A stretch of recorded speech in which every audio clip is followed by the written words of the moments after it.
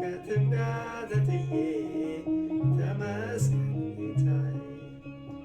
የጠላት ጨነቃ ቢሆንም ስራዬ እንድወርድ ከዛፉ አዘዘኝ ጌታዬ። ማረጌን መሸከም እስኪያቅተኝ ድረስ ቤቴ ተባረከ በኢየሱስ ክርስቶስ። ቤቴ ተባረከ በኢየሱስ።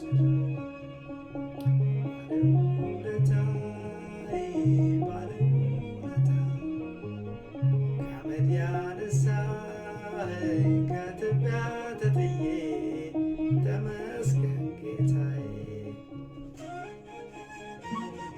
አውቀዋለሁ በሰራልኝ ስራ በዕድሜ በዘመኔ ፍቅሩን ተሸክሞ የልበት ልለየው አልችልም እስከ መጨረሻ ልለየው አልችልም እስከ መጨረሻ።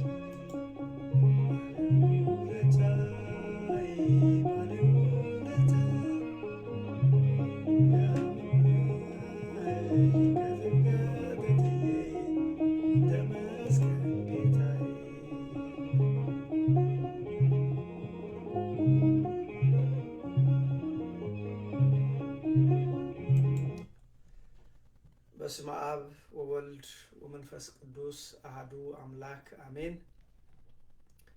በክርስቶስ ወንድሞቼ እህቶቼ ሆናችሁ አሁን ኦንላይን ላይ ሆናችሁ ቃሉን የምትሰሙ በኋላም ደግሞ እግዚአብሔር ወዶና ፈቅዶ ይሄንን የምትሰሙ ሁሉ ባላችሁበት ሰላም እግዚአብሔር ይብዛላችሁ። እንደምን ከረማችሁ? እንደምን ሰነበታችሁ? በቸርነቱ የጠበቀን የዕድሜ ደሃ ላደረገን የአባቶቻችን የቅዱሳን የነቢያት አምላክ የሐዋርያት አምላክ የጻድቃን የሰማዕታት አምላክ የእኛ ፈጣሪ የእኛ ጌታ እግዚአብሔር ስሙ ከአጽናፍ እስከ አጽናፍ የከበረ የተመሰገነ ይሁን። እንደምን ሰነበታችሁ? እግዚአብሔር አምላክ ስለዚህ ቀን ስለዚህ ሰዓት የተመሰገነ ይሁን። ወንድሞቼ እግዚአብሔር መልካም ነው። ከልቤ ላለው ደግሜ ላለው እግዚአብሔር መልካም ነው። ይህን ቀን የሰጠን የአባቶቻችን አምላክ በዚህ ምሽት አሁን ከእሱ ጋር እንድንሆን የረዳን ልቦና የሰጠን ከራሳችን እውቀት በራሳችን ጥበብ ሳይሆን ግን መንፈስ ቅዱስ ስላገዘን እንደዚህ ከእሱ ጋር እንድንሆን የረዳን አምላካችን እግዚአብሔር ስሙ የተመሰገነ ይሁን። እንግዲህ ዛሬ የአባቶቻችን አምላክ እግዚአብሔር በመካከላችን ተገኝቶ ወንድሞቼ ምድራዊ ያልሆነ ሰማያዊ ሐሳቡን የሰው ያልሆነ የእሱን የእግዚአብሔርን ሐሳብ እንዲያስተምረን የእሱ ቅዱስ ፈቃድ ይሁንልን። ባለን ጥቂት ደቂቃ እግዚአብሔር ቢፈቅድ የምንማርበት የትምህርታችን ርዕስ መንፈሳዊ እውርነትና ጣጣው በሚል ይሆናል። ይህን ቃል ደግምላችኋለሁ። እግዚአብሔር ቢረዳን ወንድሞቼ የምንማርበት የትምህርታችን ርዕሳችን መንፈሳዊ እውርነት መንፈሳዊ እውርነትና ጣጣው በሚል ይሆናል። ወንድሞቼ መንፈሳዊ እውርነት ጣጣ አለው። ከልቤ ነግራችኋለሁ። በመንፈሳዊ ሕይወት እውር መሆን ጣጣ አለው፣ አደጋ አለው። ስለዚህ እግዚአብሔር መንፈስ ቅዱስ ዛሬ እኔንና እናንተን ሁላችንንም ይናገረናል። እግዚአብሔር መንፈስ ቅዱስ ይናገረናል። ምን ይለናል? ልጆቼ ሆይ መንፈሳዊ እውራን አትሁኑ። ለምን? መንፈሳዊ እውር መሆን ዋጋ ያስከፍላል። ማለት መንፈሳዊ እየመሰሉ መንፈሳዊ አለመሆን ማለት ነው። ሌላ ነገር እንኳን መንፈሳዊ እውርነት ሰውየው እሱ መንፈሳዊ የሆነ ይመስለዋል፣ የእግዚአብሔር ሰው የሆነ ይመስለዋል፣ ግን አይደለም። የአምልኮት መልክ አለው፣ የእግዚአብሔርን ኃይል ክዶታል ማለት ነው። በሌላ አነጋገር እግዚአብሔርን አይፈራም። ነገሩ ሁሉ ክርስቲያን አይሸትም። የሚናገረውና የሚኖረው ሕይወት ይለያያል። እንዲህ አይነቱን መድኃኒታችን ኢየሱስ ክርስቶስ እውራን መንፈሳዊ እውራን ይላቸዋል። ስለዚህ ዛሬ እግዚአብሔር ቢረዳን ጥቂት ደቂቃ ወስደን የምንማርበት ርዕሳችን ምንድነው አልኳችሁ? መንፈሳዊ እውርነትና ጣጣ ወይም አደጋው እንዳልኳችሁ ወንድሞቼ ሌላ ነገር ይዛችሁ ባትሄዱ ሁለት ነገር ያዙልኝ። አንደኛ መንፈሳዊ እውርነት ምንድነው? ሁለተኛ አደጋው ምንድነው? እቺን ያዙልኝ።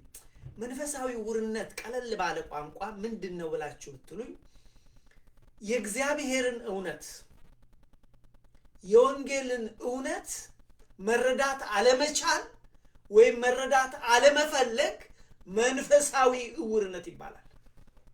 ድገምላችሁ ይንቃል። የእግዚአብሔርን እውነት የክርስቶስን እውነት የወንጌልን እውነት መረዳት አለመቻል ተምሮ መረዳት አለመቻል ወይም ደግሞ መረዳት አለመፈለግ ግዴለሽ መሆን ቀዝቃዛ ለብ ያለ መሆን ስለ እግዚአብሔር ግድ የማይሰጠው በቃ ይማራል ቤተክርስቲያን ሄደ ግድ የለውም ግን እሱ እንዲህ አይነቱ ሰው መንፈሳዊ እውር ይባላል። ባጭሩ መንፈሳዊ እውርነት ምንድነው ብላችሁ ብትሉኝ የእግዚአብሔር እውነት ወይም የወንጌልን እውነት መረዳት አለመፈለግ መንፈሳዊ እውር ይባላል። በነገራችን ላይ ስለዚህ ስለ መንፈሳዊ እውርነት መድኃኒታችን ኢየሱስ ክርስቶስ ደጋግሞ አስተምሯል። እሱ ብቻ አይደለም። እሱም ከሄደ በኋላ በዘመኑ የነበሩት ሐዋርያት ከሱም በኋላ የተነሱት እንደነ ቅዱስ ጳውሎስ ስለ መንፈሳዊ እውርነት አደገኛነት ወገኖች በደንብ አድርገው አስተምረዋል። ለምሳሌ መድኃኒታችን ኢየሱስ ክርስቶስ መንፈሳዊ እውራን ናቸው አላቸው። ማንን ነው ያለው ይሄንን? አንደኛው ክርስቶስ የቤተ መቅደሱን ሰዎች እግዚአብሔርን እናቃለን፣ እግዚአብሔርን እናገለግላለን፣ እኛ ካህናት ነን፣ እኛ ቀሳውስት ነን፣ እኛ የእግዚአብሔር አገልጋዮች ነን ያሉ ቀሚሱን ያጠለቁ ረጃጅም ቀሚስ ያላቸው በሰው ዘንድ የተከበሩ ግን ውስጣቸው ሲታይ ባዶዎች የሆኑ እነሱን አያቸውና ይቅርታ መንፈሳዊ እውራን ናቸው አላቸው። እኛ እውራን ነን አሉት። የሥጋ እውርነት አይደለም፣ እውራኖች ናችሁ። እግዚአብሔር ልጆች ነን ትላችሁ ግን አይደላችሁም። ለምን? መንፈሳዊ ስትሆኑ ሰው ስለመግደል ነው የምትፈልጉት። እኔን እንኳን ልትገሉኝ ትፈልጋላችሁ። ይህን ቃል የምታገኙት ወንድሞቼ ሙሉ ቃሉን በዮሐንስ ወንጌል ምዕራፍ 8 እና ምዕራፍ 9 ሄዳችሁ አንብቡት። እነዚህ የቤተ መቅደስ ሰዎች ሰው መግደል በጣም ያስደስታቸዋል። ለምሳሌ ምዕራፍ 8 ላይ ሄዳችሁ ብትመለከቱ ያቺ በዝሙት የተያዘችን ሴትዮ አንጠልጥለው በድንጋይ ወግረው ሊገሏት የነበሩት የቤተ መቅደስ ሰዎች ናቸው። እግዚአብሔር መልካም ነው። ሰው የራሱን ኃጢአት ትቶ የሰውን ማየት በጣም ስለሚቀለው ነው። ግን ክርስቶስ የሰውን ልብ ስለሚያውቅ የሰውን ልብ ስለሚያይ የሁሉንም ልብ አየ። በዚህም ጊዜ ምንድነው ያላቸው? ከናንተ መካከል ኃጢአት ያላደረገ ዝሙት ያልፈጸመ እስቲ መጀመሪያውን ድንጋይ ወርውር አለ። እነዛ አገልጋዮች የተባሉ የቤተ መቅደሱ ሰዎች ሹልክ እያሉ ጠፉ። እነዚህ ሰዎች አንደኛ እንዳልኳችሁ እዚህ ጋር መጣሁላችሁ ምን ያህል እውራን እንደሆኑ በእነሱ ውስጥ ትልቅ ምሰሶ የሚያህል ጉድፍ አለ፣ ግን የሰዎችን ጉድፍ ማየት የሚፈልጉ መንፈሳዊ እውራን ናቸው አላቸው። ምዕራፍ 9 ላይ መንፈሳዊ እናንተ እውራን ናችሁ አላቸው። ምዕራፍ 9 መጨረሻ ላይ ከቁጥር 36 ጀምሮ ሄዳችሁ አንብቡ። እኛን እውር ትለናለህ አሉት። አዎ ግን የሥጋ እውርነት አይደለም። የሥጋ እውር ብትሆኑ ኖሮ ባልተፈረደባችሁ ነበረ። እናንተ ግን መንፈሳዊ እውራን ናችሁ። ስለዚህ እናንተ በኃጢአታችሁ ትኖራላችሁ፣ በኃጢአታችሁ ትሞታላችሁ። እኔ ወዳለሁበት ልትመጡ አትችሉም። የእናንተ ቦታ ሌላ ነው። እኔ ወደ አባቴ ሄዳለሁ፣ እኔ ወደ መንግስተ እግዚአብሔር ሄዳለሁ፣ እኔ በመንግስተ እግዚአብሔር ሆናለሁ። እናንተ እዛ አትመጡም። የእናንተ ቦታ የእውራኑ ቦታ ሌላ ነው። ስለዚህ ወንድሞቼ መንፈሳዊ እውር መሆን አደጋ አለው። it doesn't matter አንድ ሰው ካህን ቢሆን፣ አንድ ሰው ሰባኪ ወንጌል ቢሆን፣ አንድ ሰው ዲያቆን ቢሆን፣ አንድ ሰው ቄስ ቢሆን ዋጋ የለውም ወገኖቼ። እንደ እግዚአብሔር ሐሳብ ካልሄደ ካልሞከረ ካልጣረ እውር ነው። ስለዚህ መንፈሳዊ እውር ምንድነው? የእግዚአብሔርን እውነት የክርስቶስን እውነት ወይም የወንጌልን እውነት መረዳት አለመቻል ወይም አለመፈለግ መንፈሳዊ እውርነት ይባላል። አይውሽ ይሄንን ነገር መግለጽ በቻልኩ በለጠ። ለምን ከምን ጊዜውም በላይ ወገኖቼ መንፈሳዊ እውርነት ነግሷል፣ በቤተ ክርስቲያን ነግሷል፣ በምድሪቷ ላይ መንፈሳዊ እውርነት እጅግ ነግሷል። ወንድሞቼ ሂዱና ቤተ ክርስቲያን መንፈሳዊ እውርነት ምን እንደሚመስል ቀላል። ስለዚህ መድኃኒታችን ኢየሱስ ክርስቶስ ማንን ነው መንፈሳዊ እውራን ብሎ ያለው ብትሉ የቤተ መቅደሱን ሰዎች አገልጋዮችን ነበር። አገልጋዮችን ብቻ አይደለም ደግሞ የሚደንቃችሁ ህዝቡንም አለ። ይሄ ህዝብ አለ። ይሄንን ደግሞ በማቴዎስ ወንጌል ምዕራፍ 13 ከቁጥር 13 ጀምሮ ብትመለከቱ ወይም ከቁጥር 1 ጀምሮ ብታነቡት በዘሪው ምሳሌ ያስተማረው ትምህርት ነው። እሱ ላይ በታንኳ ላይ ሆኖ ህዝብ ወደሱ መጣ። በዛን ጊዜ በምሳሌ ነገራቸው፣ ያስተምር ጀመር። በምሳሌ አፉን ከፈተ ይላል። በምሳሌ መናገር ጀመረ ይላል። ሐዋርያት ቀረቡና ጌታ ሆይ ለምንድነው ህዝቡን በምሳሌ የምታስተምረው አሉት። ለምንድነው? ለምን ግልጹን አትናገርም? በግልጽ ለምን አታስተምርም? ለምንድነው የዘሪ ምሳሌ ብለህ አንድ ገበሬ ዘራ፣ አንደኛው በመንገድ ዳር ወደቀ፣ ወፎች በሉት። ሁለተኛው ዘር በጭንጫ መሬት ድንጋያማ በሆነ ስሩ ድንጋይ ብቻ በሆነ ላይ ወደቀ፣ ግን ትንሽ እንደበቀለ ፀሐይ መጣ ደረቀ። ሶስተኛው በሾህማ መካከል ሆነ፣ ቅጠልም አወጣ አደገም፣ ቅጠልም አወጣ፣ ግን ፍሬ አላፈራም። አራተኛው ግን መልካም ቦታ ላይ አረፈ፣ እሱ አፈራ። 160 30 አፈራ። ልጆች ያለ ክርስቶስ የእግዚአብሔርን ቃል ስትሰሙ አስተውላችሁ ስሙ። የእግዚአብሔርን ቃል ስትሰሙ ፍሬ እንደሚያፈራ ሰው ሆናችሁ ስሙ ብሎ ይህንን ምስጢር አስተማረ። በምሳሌ አስተማረ። ምሳሌውን አልፈታላቸውም። ሐዋርያት ግን ወደሱ ቀረቡና ለምንድነው ለህዝቡ በምሳሌ የምትናገረው? ይሄ የተናገርከውስ ያ በመንገድ ዳር የወደቀው ወፎች የበሉት ምንድነው? በጭንጫስ ቦታ የወደቀው በሾህ መካከል ሲወደቀው በለምለም ቦታ ሲወደቀው ብለው ጠየቁት። በዛን ጊዜ ለእናንተ እግዚአብሔርን ምስጢር ማወቅ ተሰጥቷችኋል። ትንሽ ላለው ይጨመርለታል፣ ከሌለው ግን ከማያስተውል ግን ይወሰድበታል። ይሄ ህዝብ እየሰሙ ስለማያስተውሉ እንደዚህ ነው ያላቸው። ህዝቡ እየሰማ ስለማያስተውል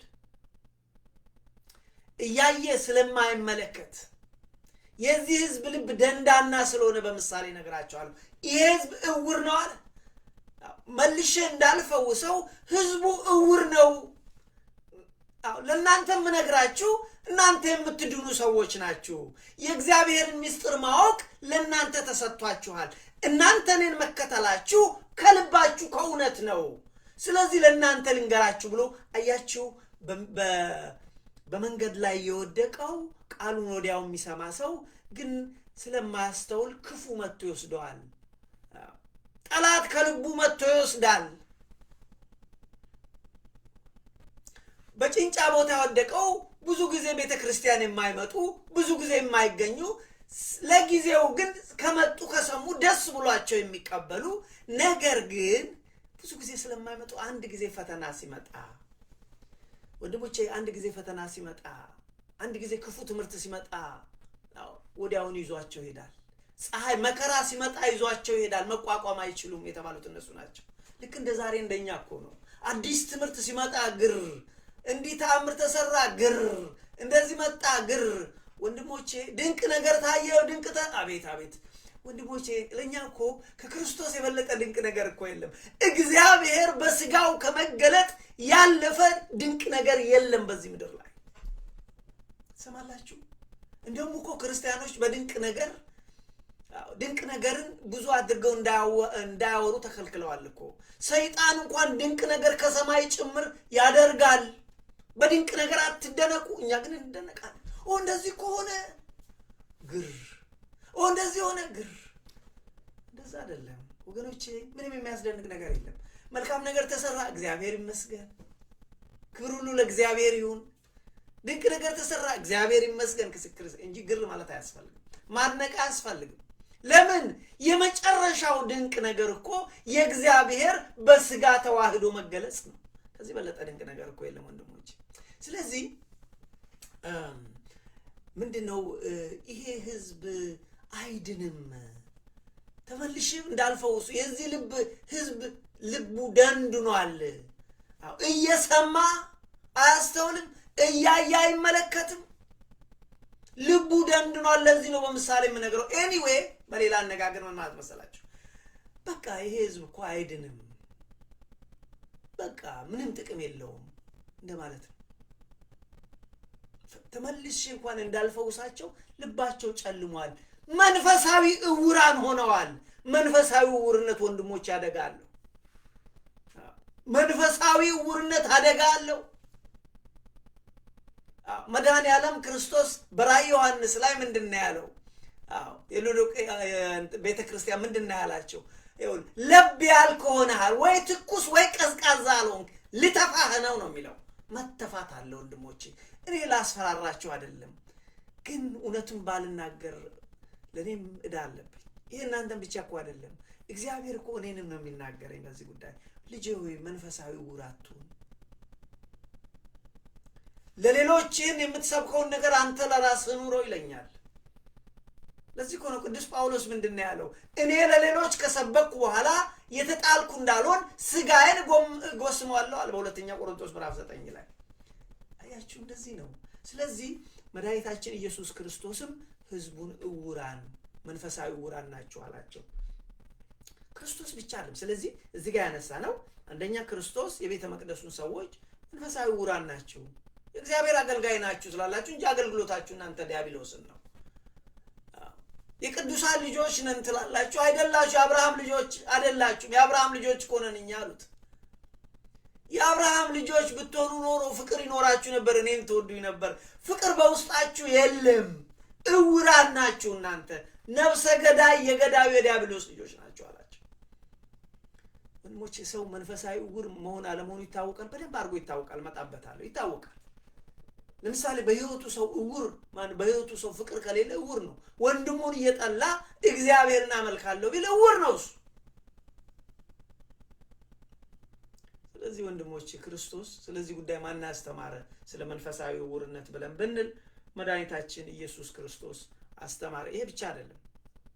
አባታችን ሐዋርያው ቅዱስ ጳውሎስ ለቆሮንቶስ ቤተክርስቲያን በጻፈው መልእክቱ፣ ለኤፌሶን፣ ለሮሜ በተለያየ ቦታ ለላከላቸው መልእክቱ ስለ መንፈሳዊ ዕውርነት በደንብ አድርጎ ነው የተናገረው። ለምሳሌ ሁለተኛ ቆሮንቶስ ምዕራፍ 4 ቁጥር 4 ላይ ስለ አህዛብ ሲናገር አህዛብ የዚህ ዓለም አምላክ ልባቸውን አሳውሯል። ልባቸው እግዚአብሔርን እንዳያገኙት፣ ወንጌልን እንዳያምኑ ማን አሳውሮታል? የዚህ ዓለም አምላክ ሰይጣን።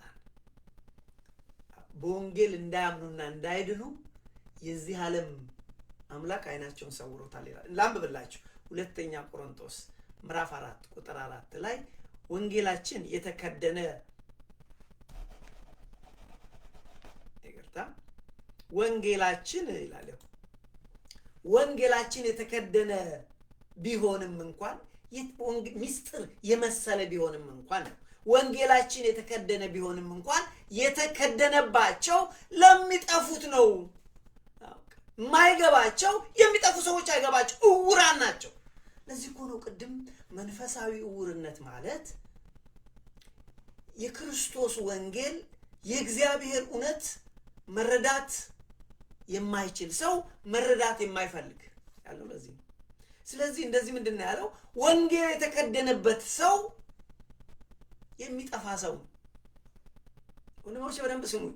ወንጌል አይገባኝም ብሎ የሚል ሰው የሚጠፋ ሰው ነው። እግዚአብሔር ልብህ ነው ይፈልገው ወንድሜ። እግዚአብሔር ዕውቀት አይፈልገው፣ ጥበብ። እሱ እኮ ሳይንቲስቶችን አዋቂዎችን አልነበረም የመረጠው። እንደውም አላዋቂ ገበሬዎችን አሳ አጥማጆችን ነው። እግዚአብሔር ግን ልባችንን ነው የሚፈልገው ወንድሞች። ስለዚህ ምን አለ ቅዱስ ጳውሎስ? አሕዛብ በወንጌል እንዳያምኑ የዚህ ዓለም አምላክ ልባቸውን አሳውሮታል። እንደዚህ ይላል። ወንጌላችን የተከደነ ቢሆን እንኳን የተከደነባቸው ለሚጠፉት ነው። ለነሱ የእግዚአብሔር ምሳሌ የሆነ ክርስቶስ የክብሩ ወንጌል ብርሃን። የወንጌል ብርሃን ቅድም ስለ ወንጌል ነግሬያችኋለሁ። መንፈሳዊ ዕውር ማለት የወንጌል እውነት የማይገባው የወንጌል ብርሃን የማይገባው ሰው ነው። እነሱ የእግዚአብሔር ምሳሌ የሆነ የክርስቶስ የክብሩ ወንጌል ብርሃን እንዳያበራላቸው የዚህ ዓለም አምላክ የማያምኑትን ሐሳብ አሳወረ፣ ልባቸውን አሳወረ ይላል ወገኖቼ። ስለዚህ መንፈሳዊ ዕውርነት አደጋ ነው፣ አደጋ ነው። ስለዚህ እናንተ የቆሮንቶስ ቤተክርስቲያኖች ሆይ ጥንቃቄ አድርጉ። አሕዛብ ዕውራን ሆኑ አላቸው። ኤፌሶን ይሄ ቆሮንቶስ ቤተክርስቲያን ነው። ለሶኮል ኮሪንቲያን ቸርች ወይም የቆሮንቶስ ቤተክርስቲያን ደግሞ የኤፌሶን ቤተክርስቲያን። ኤፌሶንን ደግሞ ምን አለ? ምዕራፍ 4 ቁጥር 18 ላይ አሕዛብ አለ ከልባቸው ድንዳኔ የተነሳ ከልባቸው መጨለም የተነሳ ከእግዚአብሔር ተለዩ። ከእግዚአብሔር መለየት አደጋ ነው ወንድሞች፣ ሁለተኛ ሞት ነው። መንፈሳዊ ዕውርነት አደጋ አለው። ስለዚህ አሕዛብ አለ በልባቸው ድንዳኔ በደንዳናነት ጠንቅ ወይም ባለማወቃቸው የተነሳ ከእግዚአብሔር ተለዩ ይላል። አንብብላችሁ ኤፌሶን ምዕራፍ 4 ከቁጥር 17 ጀምሬ። እንግዲህ አሕዛብ ደግሞ በአእምሯቸው ከንቱነት እንደሚመላለሱ ከእንግዲህ ወዲያ እንዳትመላለሱ ላለው በጌታ ሞኜ መሰክራለሁ። እነሱ ባለማወቃቸው ጠንቅ በልባቸውም ደንዳናነት ጠንቅ ልቦናቸው ጨለመ፣ ከእግዚአብሔር ሕይወት ራቁ። ደንዝዘውን በመመኘት ርኩሰት ሁሉ ለማድረግ ራሳቸውን ወደ ሴሰኝነት አሳልፈው ሰጡ። እናንተ ግን ክርስቶስን እንደዚህ አልተማራችሁትም። ስለዚህ ክርስቲያኖች ሆይ ምን አላቸው? አሕዛብ በልባቸው ድንዳኔ ጠንቅ ምክንያት ባለማወቃቸው የተነሳ ከእግዚአብሔር ተለዩ። በዚህ ምክንያት ሴሰኞች ሆኑ። ባለማወቅ በልባቸው ደንዳናነት ጠንቅ ልባቸው ጨለመ፣ ከእግዚአብሔር ሕይወት ራቁ፣ ተለዩ። እናንተ ክርስቲያኖች በእናንተ ዘንድ ይህ ይሆናል።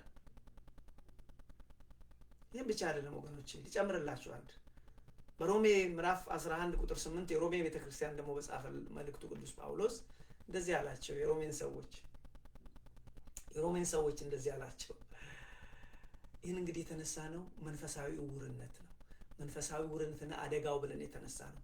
መድኃኒታችን ኢየሱስ ክርስቶስ አስተማረ። እሱ በተለይ የቤተ መቅደስ አገልጋዮችን ህዝቡን እንዴት ዕውራን ናችሁ፣ ንስሐ መግባት አለባችሁ፣ መመለስ አለባችሁ፣ ወደ እኔ ተመለሱ ብሎ እንዳለ አየን። ከዛ ቀጥለን አሁን እያየን ያለነው አባታችን ቅዱስ ጳውሎስ ደግሞ በተለይ ለሶስቱ ቤተክርስቲያን፣ ለቆሮንቶስ ቤተክርስቲያን፣ ለኤፌሶን ቤተክርስቲያን እና አሁን መጨረሻ ላይ የምናየው ለሮሜ ቤተክርስቲያን መንፈሳዊ ዕውርነት አደጋ እንደሆነ ተናገረ። ለሮሜ በጻፈው መልእክቱ ምዕራፍ 11 ቁጥር 8 ላይ ስለ እስራኤል ነው የሚያወራው። እዚህ ጋር እስራኤል የእግዚአብሔር ሰው ነን ሲሉ የሚፈልጉትን አላገኙም። ለምን? መንፈሳዊ ዕውራን ነበሩ። አንዳንዴ ጥንቃቄ ይጠይቃል ወገኖች። የእግዚአብሔር ሰው ነን ስንል ምናልባት እንዳንቀልጥ እንጠንቀቅ። እስራኤል የሚፈልጉትን አላገኙም። አይኖቻቸው እንዳያዩ፣ ጆሮቻቸው እንዳይሰሙ እግዚአብሔር የእንቅልፍ መንፈስ ሰጣቸው እስከ ዛሬ ድረስ ይላል። አንብብላችሁ ሮሜ ምዕራፍ 11 ቁጥር 8 እንደዚህ ይላል። እንግዲህ ምንድነው? እስራኤል የሚፈልጉትን አላገኙም። እስራኤል አላገኙ። የተመረጡት ግን አሕዛብ ጭምር ዳኑ። የተመረጡት እኛ ጭምር ዳንን። እኛ በስጋ እስራኤል አይደለም። ለምን? ክርስቶስን ስለተቀበልን፣ ብርሃኑን ክርስቶስ ስለተቀበልን፣ በሱ ስላመንን፣ በስሙ ስለተጠመቅን እንደዚህ ይላል። እስራኤል የሚፈልጉትን አላገኙም። የተመረጡት ግን አገኙት። ሌሎቹም ደነዘዙ። እንዲሁም አይኖቻቸው እንዳያዩ፣ ጆሮቻቸው እንዳይሰሙ እግዚአብሔር የእንቅልፍ መንፈስ እስከ ዛሬ ድረስ ሰጣቸው ተብሎ ተጽፏል። እውነት እኮ ነው። እስራኤል እስከ ዛሬ እኮ በክርስቶስ አያምንም። ጥቂት እስራኤል ከሆነ ነው እንጂ አብዛኛው አይዶን ነው ቁጥሩ መናገር አልችልም፣ ግን አብዛኛው እስራኤል ህዝብ አያምንም። ክርስቶስ መሲህ ነው ብሎ አያምንም። ወንድሞቼ እስከ ዛሬ ድረስ ድንዛዜ ለቀቀባቸው ነው የሚለው። ምንድን ያነሳ ነው? መንፈሳዊ ዕውርነት አደጋ ነው። የእግዚአብሔር ሰዎች ነን ስንል ወገኖቼ ነን አይደለንም ብሎ ማጣራት መልካም ነው። መቅለጥ አለ። ለዚህ ነው እግዚአብሔር መንፈስ ቅዱስ ዛሬ ይህን ቃል የምትሰሙ ወንድሞቼ ጥንቃቄ አድርጉ፣ ራሳችሁን ፈትሱ። ዛሬም እግዚአብሔር ይቀበላችኋል። ዛሬም እግዚአብሔር ያሳርፋችኋል። ምድር እንደው አትሞላ፣ ህይወት እንደው እኮ አይሞላ ወንድሞቼ፣ አይሞላም እኮ። ዝም ብለን እንሮጠው እንጂ አይሞላም እኮ። ግን የሚገርማችሁ በእግዚአብሔር ግን ሁሉ ሙሉ ነው። አይደንቃችሁ? በክርስቶስ ሁሉ ሙሉ ነው። ዛሬ ከጸሎት በኋላ የማጠናው የመጽሐፍ ቅዱስ ቃል ቆላሲስ ምዕራፍ 2 ነበር። ብታነቡት ጥሩ ነው። በክርስቶስ ሁሉ ነገር ይገኛል ይላል። በክርስቶስ በተለይ መንፈሳዊነት አንድ ሰው መንፈሳዊ መሆን ከፈለገ ሙሉ መንፈሳዊነት የሚገኘው በክርስቶስ ነው። በቃ ይላል። እንዴት ያረካል መሰላችሁ? አያችሁ? ስለዚህ አሁን የተነሳ ነው ቃል ወገኖቼ መንፈሳዊ ዕውርነት ነው። እንግዲህ ትንሽ ዘርዘር ለማድረግ ያህል እየጠቃለልኩ እሄዳለሁ። መንፈሳዊ ዕውርነት እንግዲህ ምንድን ነው ብለን ብንል ቅድም እንዳልነው የወንጌልን እውነት የእግዚአብሔርን እውነት መረዳት አለመቻል ወይም ደግሞ አለመፈለግ መንፈሳዊ ዕውርነት ነው። ወይም ደግሞ የእግዚአብሔርን ቃል እየሰሙ አለማስተዋል፣ እግዚአብሔር ድንቅ ነገር ሲያደርግ እያዩ አለመረዳት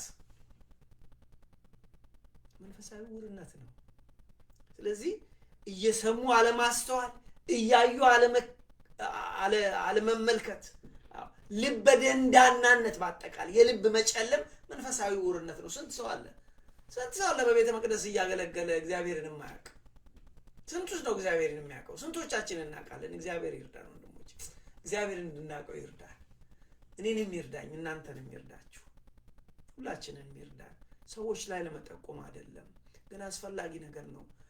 ትምህርቱን ለምን መምጣት አስፈለገ ብላችሁ መንፈሳዊ ድንዳኔ ከሚገባው በላይ በቤተ ክርስቲያን በዚህ ዘመን በምድራችንን ወርሷል።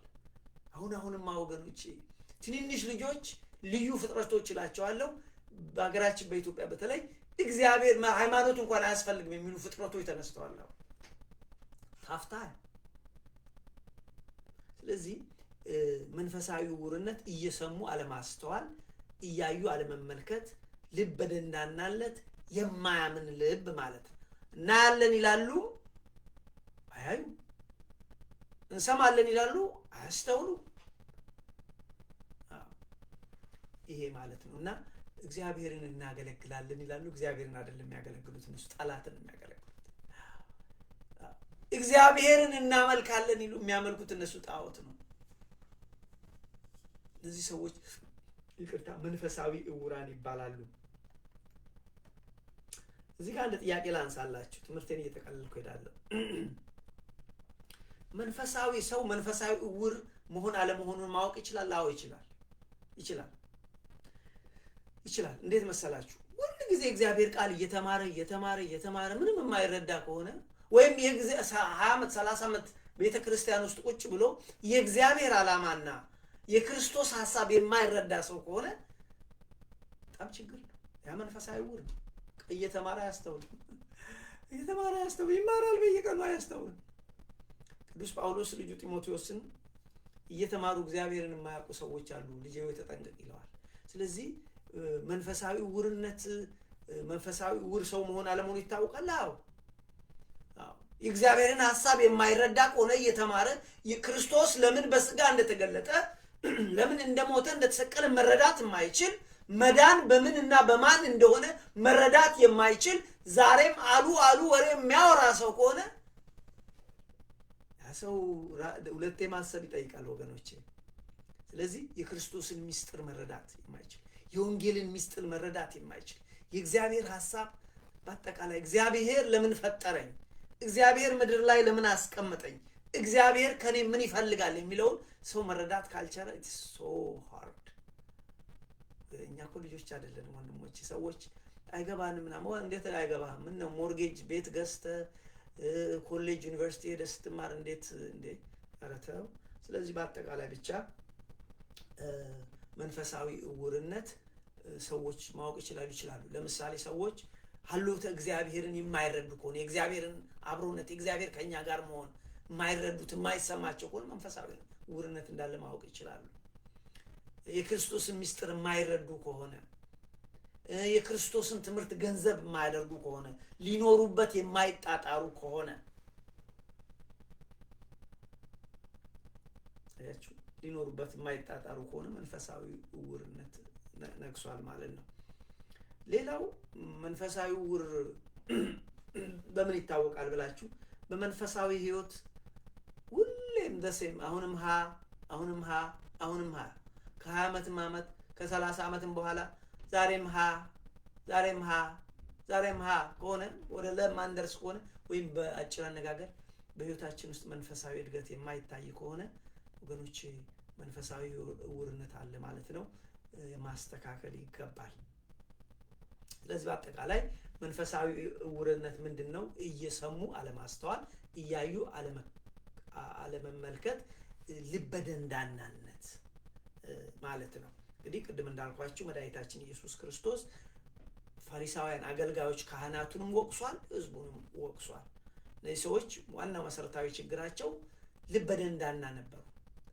እየሰሙ ቃሉን አያስተምሩም። ለዚህ እኮ ነው የዘሪው ምሳሌ ነገራቸው እና የዘሪው ምሳሌ ዋና መልእክቱ እኮ የእግዚአብሔርን ቃል ስትሰሙ ፍሬ እንደሚያፈራ ሰው ሆናችሁ ስሙ ነው። እዚህ ጋር አንድ ትምህርቱን ከመጠቅለሌ በፊት ማንሳት እንፈልገው ነገር አለ። ለመንፈሳዊ እውርነት መንስኤው ምንድነው? what is the cause?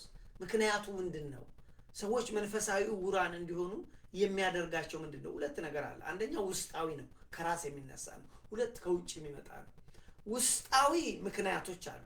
ለምሳሌ ውስጣዊ እየተማረ ክርስቲያን ነኝ እያለ ሐሳቡ ግን በዓለም ላይ የቀረ የሱ ፍቅር ከዓለም ፍቅር ያዘው ገንዘብን የሚያመልክ በቃ ሐሳቡ ገንዘብ ስራ ለእግዚአብሔር ጊዜና ቦታ የሌለው ያችሁ እንዲህ አይነት ሰዎች ግዴለሾች ቤተክርስቲያን ቢሄዱ እንኳን በቃ መሄድ ስላለባቸው እሁድ ስለሆነ ስለዚህ የዓለማዊነት አስተሳሰብ ከውስጥ የሚነሳ የዚች ዓለም ፍቅር የተጠናወተው ሰው በፍቅር በዓለም ፍቅር የተያዘ ሰው አንዱ ለመንፈሳዊ ውረት ምክንያት በዚች ዓለም ፍቅር መነደፍ ነው። ሌላው ከውጭ የሚመጣ ጦር አለ። ይሄኛው ደግሞ ምንድነው? ከጠላት ከሰይጣን የሚመጣ ባለፈው ቅድማ አይተናልኮ አህዛብ ወደ እግዚአብሔር ዞር እንዳይሉ የዚህ ዓለም ገዢ አሳውሯቸው ይላል። የዚህ ዓለም ገዢ አለ። ሰዎች እንዳይረዱ የክርስቶስ ሐሳብ እንዳይገባ በበራቸው ላይ የሚቆም አለ አለኩ አለው ነው። ስለዚህ ከውጭ የሚመጣ አለ። ይሄም የሰይጣን ፈተና ነው። ያቺው የሰይጣን ፈተና።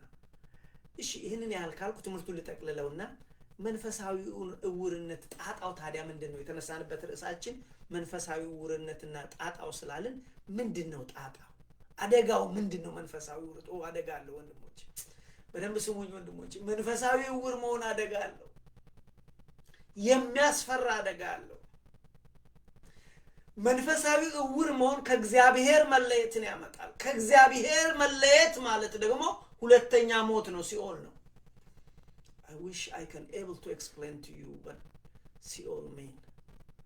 very የሚያስፈራ ቦታ ነው። በጣም ያስፈራል ወንድሞቼ።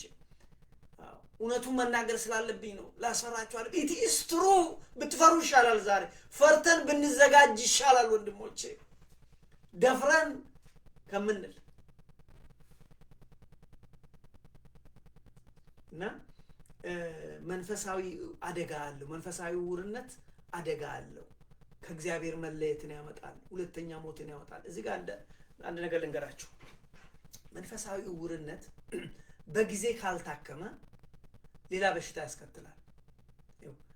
አንድ ራሱ ስጋዊ ውርነት እኮ በጊዜ አይን ካልታከመ ውርነት ይመጣል አይደል እንዴ?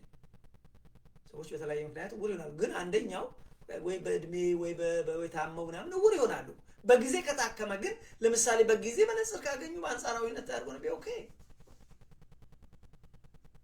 ወይም ሕክምና ሰርጀሪ ካደረጉ ያሉ አሁን የኔ ጓደኛ ሰርጀሪ አድርጎ መነጽር ምንም ነገር አያስፈልግም ታክሟል፣ በቃ ፏ ብሎ ይሄዳል ግን ስለዚህ አደጋ አለው ወይ ብላችሁ ብትሉ አዎ። ለምሳሌ መንፈሳዊ ዕውርነት በጊዜ ካልታከመ መንፈሳዊ እንቅልፍን ያስከትላል ወይም መንፈሳዊ ድንዛዜን ያስከትላል። መንፈሳዊ ድንዛዜ ደግሞ በጊዜ ካልታከመ መንፈሳዊ ሞትን ያመጣል። መንፈሳዊ ሞት ወንድሞቼ ሁለተኛ ሞት ነው፣ እጅግ ያስፈራል። እሱ ደግሞ ከእግዚአብሔር መለየት ነው፣ ሲኦል ነው። እዚህ ነው ዛሬ በተባለ ቀን ወንድሞቼ በክርስቶስ ፍቅር ለምናችኋለሁ፣ ራሳችንን እንመርምር። እግዚአብሔር ከኛ ከባድ ነገር አልጠየቀንም። በዚህ ምድር ላይ ወገኖቼ እግዚአብሔር ምንም የምንሰራለት ነገር የለም። ይሄን ያህል እናካብደው ነገሩ። እግዚአብሔር ፍቅር ነው የሚወደን። ከኛ ምንም የሚፈልገው ነገር የለም። እግዚአብሔር ይልቅ የሚፈልገው ወንድሞቼ እኛን ነው። ስለዚህ ቀን ሳይመሽ ባካችሁ አታካብዱት። እግዚአብሔር ወደ ቤታችሁ ወደ ህይወታችሁ ጥሩት። እንጥራው። ክርስቶስ በቤታችን ይንገስ፣ በህይወታችን ይንገስ ወንድሞቼ። ስለዚህ መንፈሳዊ ዕውርነት አደጋ አለው። ምንድነው? አጠቃላይ ከእግዚአብሔር መለየትን ያመጣል። እንዴት? መንፈሳዊ ዕውርነት እያደገ ሲሄድ መንፈሳዊ እንቅልፍ አዚም። የገላትያ ቤተክርስቲያን በዚህ ተወቅሰዋል፣ ዕውራን ተብለዋል። በዛ በራእይ ዮሐንስም ደግሞ እንደዚሁ ከነዛ ከሰባቱ አንዱ ቤተክርስቲያን እንደዚህ ዕውራን ከኔ ይልቅ አይን አጥርታችሁ ማየት እንድትችሉ ከኔ ኩል ግዙ ይላል እግዚአብሔር መንፈስ ቅዱስ። ልጆቼ መንፈሳዊ ዕውር አትሁኑ ይለናል። አናካብደው ወንድሞቼ፣ አናካብደው። ስለዚህ መንፈሳዊ ዕውርነት በጊዜ ካልታከመ ምን ያስከትላል አልኳችሁ? መንፈሳዊ ድንዛዜ ወይ መንፈሳዊ እንቅልፍ። መንፈሳዊ እንቅልፍ በጊዜ ካልታከመ መንፈሳዊ ሞት ደግሞ ሁለተኛ ሞት ነው። ይሄ በእኛ አይድረስ፣ ከልቤ እላችኋለሁ በእኛ አይድረስ፣ እግዚአብሔር አያድርገው። እጅግ አስፈሪ ነው። ያስፈራራችኋል። ለቤትስ ፋክት ትምህርቴን ጨርሻለሁ። ታዲያ መድኃኒቱ ምንድን ነው? ለመንፈሳዊ ዕውርነት መድኃኒቱ ምንድን ነው? መድኃኒቱ ወንድሞቼ፣ ለመንፈሳዊ ዕውርነት መድኃኒቱ ምንድን ነው? ቃሉን ስንሰማ አስተውለን እንስማ። እነዛ ሰዎች በማቴዎስ ወንጌል ምዕራፍ 13 ላይ መድኃኒታችን ኢየሱስ ክርስቶስ ይህ ሕዝብ መስማት ይሰማል ግን አያስተውልም፣ ማየት ያህል አይመለከትም፣ ልቡ ደንድኗል ብሎ ያለበት ምክንያት ሰዎች ስለማያስተውሉ። ስለዚህ በዛን ላይ ያለው ምንድነው? ቃሉን ስትሰሙ አስተውላችሁ ስሙ። የእግዚአብሔርን ቃል ስትሰሙ ፍሬ እንደሚያፈራ ሰው ሆናችሁ ስሙ። ስለዚህ መንፈሳዊ ዕውርነትን ለማስወገድ ወንድሞቼ እግዚአብሔርን ቃል ስንሰማ አስተውለን እንስማ። ቤተክርስቲያን መሄዳችን መልካም ነው፣ እግዚአብሔር ደስ ይለዋል። ግን አንድ ቀን ይህን ቀን ምንድነው ዛሬ እግዚአብሔር ያስተማረኝ? ምንድነው እግዚአብሔር ለኔ ያለው? one thing ይዘን መምጣት መቻል አለብን። አንድ ነገር እና ማስተዋል አስፈላጊ ነገር ነው። ስለዚህ ቃሉን ስንሰማ በማስተዋል እንስማ። አንደኛ። ሁለተኛ ቃሉን ከሰማን በኋላ ፍሬ ለማፍራት እንሞክር። የሚያስችለን እግዚአብሔር ነው። እንድናፈራ የሚያደርግ ባለቤቱ ክርስቶስ ነው። ስለዚህ ቃሉን ስንሰማ ፍሬ ለማፍራት አድርጉ የተባልነውን ለማድረግ፣ አታድርጉ የተባለውን ላለማድረግ እንጣጣር፣ እንደዛ እናድርግ። ስለዚህ መድኃኒቱ ለመንፈሳዊ ዕውርነት ፍሬ ለማፍራት መጣጣር። ሰምቶ ብቻ በዚህ ሰምቶ በዚህ ማፍሰስ አይደለም። ወይም ደግሞ እንደ ማርክሲስት ትምህርት ዛሬም መማር አሁን መማር አይደለም። የክርስትና ትምህርት እንደዛ አይደለም። መማር ከዛ ደግሞ መጣር፣ ለመኖር መሞከር፣ ከዛ እግዚአብሔር ያስችለናል። እንደዛ ነው ወገኖቼ። ሌላው የመጨረሻው መድኃኒቱ ለመንፈሳዊ ዕውርነት ብርሃን ነው መድኃኒቱ። ወደ ብርሃን ክርስቶስ መጠጋት፣ እሱ ላይ ሙጥኝ ማለት፣ እሱን በቤት በህይወት በልብ ውስጥ ማንገስ። ክርስቶስን በልባችን ክርስቶስን በህይወታችን ስናነግስ ወንድሞቼ ክርስቶስ ብርሃን ነው። ህይወታችን ይበራል፣ ቤታችን ይበራል፣ ነገራችን ይቀየራል። ስለዚህ የብርሃኑን ባለቤት ኢየሱስ ክርስቶስን በቤታችን በሕይወታችን መጋበዝ ነው። መድኃኒቱ እሱ ነው። ጨርሻለሁ ትምህርቴ። ወንድሞቼ የመጨረሻ አንድ ነገር ልንገራችሁ። ደስ የሚለው ነገር ዛሬም ቀኑ አልመሸም፣ ለእኔና ለእናንተ አልመሸም። የመሸባቸው ሰዎች አሉ፣ እኔም አውቃቸው የመሸባቸው ሰዎች አሉ። ጠዋት ለባለቤቴ ስነግራት ነበረ እያዘንኩ ተጎንብሼ ምጸልይላቸው ከዚህ ዓለም ላይ የሌሉ ንስሐ ሳይገቡ የሄዱ ብዙ ማውቃቸው ሰዎች አሉ። የመሸባቸው ናቸው። እግዚአብሔር እንዲምራቸው ጸልያለሁ። እናንተም ለወገኖቻችሁ ጸልዩ፣ ለራሳችሁ ጸልዩ፣ ለወገኖቻችሁ ጸልዩ። ገብቷችሁ ለእኔና ለእናንተ ቀኑ አልመሸም። ዛሬም እግዚአብሔር ወደ እሱ ስንመለስ አቅፎ ድግፍ አድርጎ ይቀበለናል። ስላለፈው እግዚአብሔር አይጠይቀንም። በንስሐ ስንመለስ እሱን ረስቶት እንደ አዲስ ይቀበለናል። አለበለዚያ ወገኖች አስቸጋሪ ነው። ስለዚህ ዛሬም ለእኔና ለእናንተ ቀኑ መልካም ነው። እግዚአብሔር መልካም ነው። ደግሜ እላለሁ፣ እግዚአብሔር መልካም ነው። ያስተማረን የመከረን የአባቶቻችን የነቢያት አምላክ የሐዋርያት አምላክ የቅዱሳን የጻድቃን የሰማዕታት አምላክ እግዚአብሔር ስሙ ከአጽናፍ እስከ አጽናፍ የከበረ የተመሰገነ ይሁን። ሰላም እግዚአብሔር ይብዛላችሁ። ቃሉን ከወደዳችሁ ለሌሎች አካፍሉ። ለሌሎች ሰዎች በማካፈል የራሳችሁን ድርሻ ተወጡ።